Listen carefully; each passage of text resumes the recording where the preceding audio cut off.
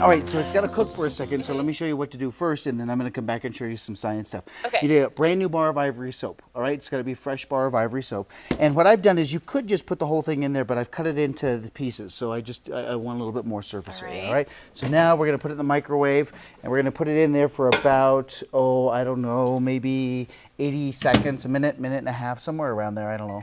Okay, go. So it's just going to cook away in there, all right? Okay. So the camera can kind of cut away and do this every once in a while. You can kind of see them in there. It's just going to have to work here for just a second. We'll get back to it. All right. Ivory is a special kind of soap. Here, watch this. Here's a regular bar of soap. Drop it in the water. Ready? So a regular bar of soap, it sinks. But put the ivory in. Ivory.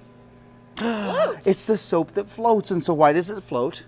I don't know. Because there's little pockets of air inside. It's one of those little legends that they whipped it a little bit too long, so there's pockets of air. So if you look over at the microwave, there's a possibility that with those pockets of air, if you kind of look inside, something kind of cool is happening inside. Those pockets of air start to get hot, and that steam that's produced inside, because there's a little bit of water, starts to kind of push out a little bit, and so now it starts to expand. So you see what it's doing inside? It's just getting a little bit bigger and bigger. Nice. And you're at work, if you smell ivory soap coming from the cafeteria, you're going to know that somebody's doing the trick, right?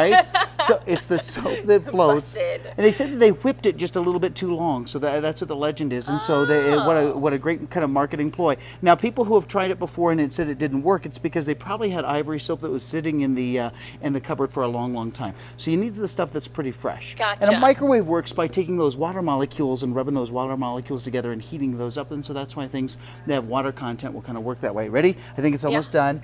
Oh, it's looking good. Timing. Oh, look at that. The souffle is done, kids. Look. Oh, it's soap souffle. Isn't that just wonderful? Amazing. Now, I made you some over here as well, not just so that gonna we touch have. the No, hot it's stuff. okay. Because it's not here. Put your hand on top and you can kind of feel. See? And now it's solid. deflating. See, it's kind of solid. Crazy. You know, it feels just like if you left this soap suds in your bathtub and they dried. That's exactly what it feels like. That kind of like crusty stuff. And so now the question is, what do you do with this? So you just take this to the employee bathroom and just set it there instead of the bar of soap. And now you can just chip at it or throw it in the bathtub. Awesome. Or whatever it is that you want to do. But we put it up on the website and kind of a fun thing to do with ivory soap and something to know about solids, liquids, and gases. Yeah. You know, if you're teaching them science at the same time.